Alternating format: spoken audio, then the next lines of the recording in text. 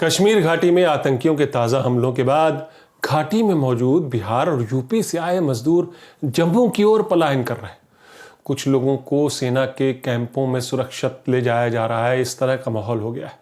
पिछले 72 घंटों में भारत के दूसरे राज्यों से घाटी में काम कर रहे 4 लोगों की आतंकियों ने हत्या कर दी। आतंकियों के ताजा हमलों से लग रहा मानो वो किसी प्लान के तहत अपनी खौफनाक हरकतों को अंजाम दे रहे। कुछ लोगों का तो मानना है कि 1990 के वो दहशत वाले दिन मानो वापस लौट आए हों। 1.5 साल पहले सहारनपुर का सगीर अहमद अपनी रोजी रोटी कमाने कश्मीर घाटी पहुंचा था। पेशे से कारपेंटर सगीर अहमद की इकलौती उसकी कमाई पर ही उसके 5 बच्चे पल रहे थे। बड़ी बेटी की वो शादी करना चाहता था, मगर आतंकियों ने उसे पुलवामा में गोलियों से मार डाला। उसी दिन आतंकवादियों ने गोलगप्पे का खोमचा लगाने वाले अरविंद कुमार साह को भी श्रीनगर में मार दिया। वहीं आसपास के लोग उसको उठाकर अस्पताल ले गए, मगर तब तक वो दम तोड़ चुका था। कश्मीरी नेताओं ने इन आतंकी घटनाओं की भर्त्सना की। आखिर ये आतंकी किस खौफनाक प्लान के तहत ऐसी टारगेटेड किलिंग को अंजाम दे रहे? जाहिर है मकसद दहशत फैलाना है। क्या भारत के दूसरे राज्यों से आए दिहाड़ी मजदूर और छोटे मोटे रोजगार में लगे लोग आतंकियों की आंखों में खटक रहे हैं? क्या ऐसी कायराना हरकत से वो समाज को जोड़ रहे या समाज को और तोड़ रहे? और ऐसा ये आतंकी किसके इशारे पर कर रहे? आखिर क्या मकसद है आतंकियों का जो उनके निशाने पर यूपी बिहार से रोजी रोटी कमाने आए मजदूर हैं? ये टारगेटेड किलिंग्स हो रही हैं। अल्पसंख्यक कश्मीरी पंडितों और सिखों को भी निशाना बनाया जा रहा है।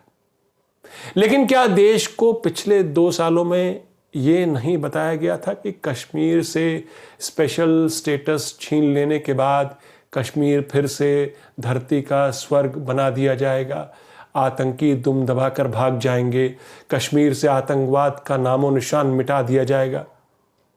अगर इसी साल का आंकड़ा लीजिए तो 25 लोग आतंकी हमलों में मारे गए। सिविलियंस की बात कर रहा हूं मैं, जिसमें से 10 लोग केवल श्रीनगर में मारे गए।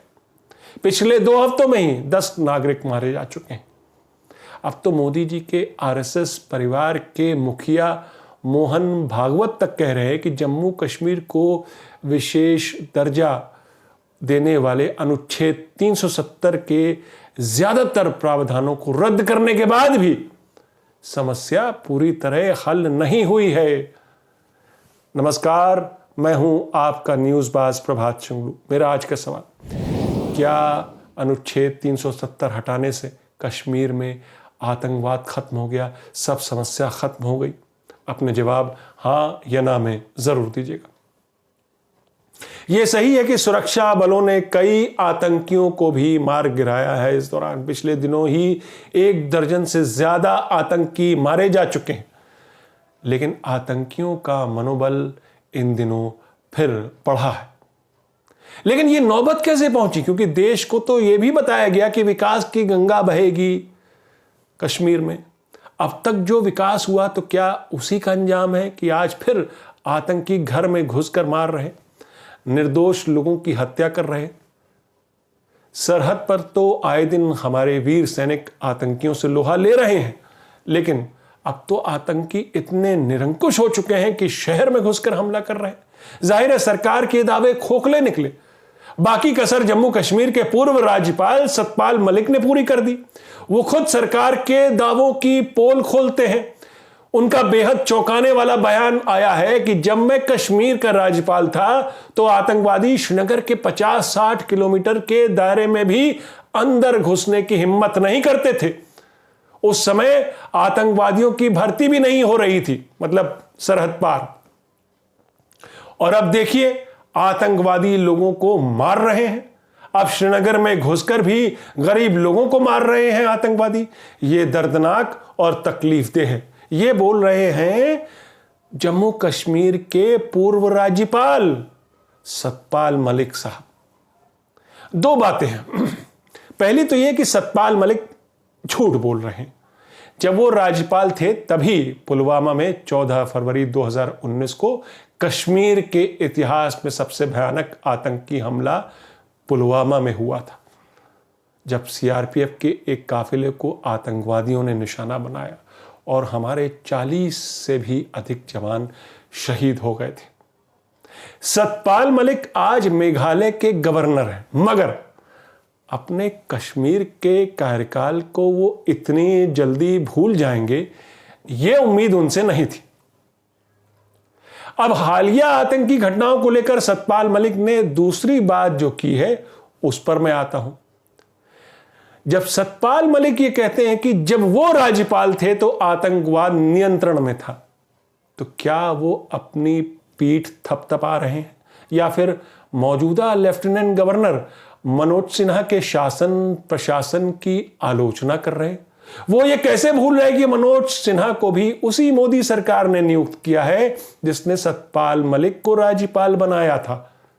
लेकिन सतपाल मलिक ये भी कैसे भूल सकते थे कि जब वो राज्यपाल नियुक्त किए गए थे तब भी दिल्ली में मोदी सरकार थी, जब पुलवामा आतंकी हमला हुआ तब भी मोदी सरकार थी दिल्ली में, कश्मीर से अनुच्छेद 370 हटाने वाली मोदी सरकार, जम्मू कश्मीर को अलग अलग केंद्र शासित प्रदेश में बांटने वाली वही मोदी सरकार थी। और आज तो जम्मू कश्मीर केंद्र शासित प्रदेश है, तो क्या मोदी सरकार कश्मीर में आतंक का ठीक से सामना नहीं कर पा रही, लोहा नहीं ले पा रही? क्या उसके रवैये से सतपाल मलिक खुश नहीं है? और अगर इन सब सवालों के जवाब हां हैं, तो फिर सरकार की कश्मीर नीति, यदि कोई पुख्ता नीति कश्मीर को लेकर है, तो क्या वो नीति फेल कर गई है? क्या मोदी सरकार का कश्मीर गैम्बल फेल कर चुका है? अनुच्छेद 370 आतंक नहीं खत्म कर पाया, जबकि कश्मीर का विशेष राज्य का दर्जा खत्म हुए अब 2 साल से भी ज्यादा हो चुके हैं।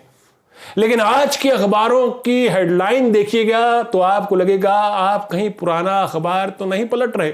आज भी घाटी के ताजा आतंकी हमले देश के राष्ट्रीय अखबारों और तमाम बड़ी न्यूज वेबसाइट्स की पहली खबर है। दूसरे राज्यों से काम की तलाश में आए मजदूरों को भी आतंकवादियों ने नहीं बख्शा।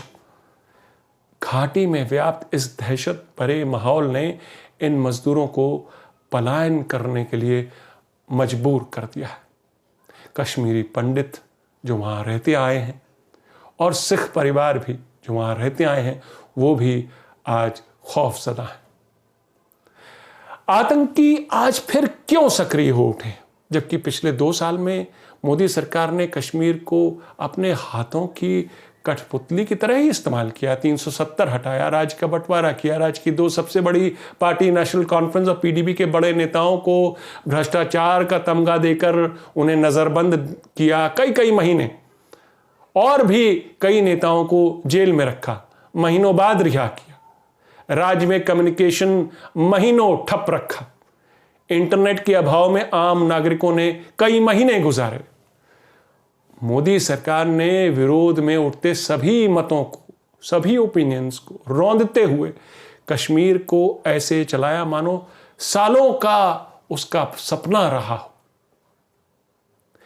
सरकार ने डिस्ट्रिक्ट डेवलपमेंट काउंसिल के चुनाव जरूर करवाए, मगर लोकतांत्रिक व्यवस्था पूरी तरह से बहाल करने में मोदी सरकार आज भी कोई ठोस आश्वासन देने की स्थिति में नहीं। हालांकि इन चुनाव के बाद प्रधानमंत्री मोदी ने इन सभी नेताओं को, जिनको रिहा किया गया, बड़ी पार्टियों के नेताओं हो या दूसरे नेताओं को भी दिल्ली बातचीत के लिए आमंत्रित किया था, और फिर यह बताया गया कि प्रधानमंत्री दिल की दूरी और दिल्ली की दूरी दोनों कम करना चाहते हैं। क्या अब तक का जम्मू कश्मीर का विकास फेल रहा कि मोहन भागवत को बोलना पड़ा कि अब कश्मीर के लोगों को भारत के लोगों से इंटीग्रेट करने का समय आ गया है, तभी कश्मीर की नई नीति कामयाब होगी, केवल 370 हटाने भर से काम नहीं बनेगा। नीति बनाने से भी ज्यादा और अपने मन की बात करने से भी ज्यादा मंशा भी तो साफ होनी चाहिए, मन भी तो साफ होना चाहिए।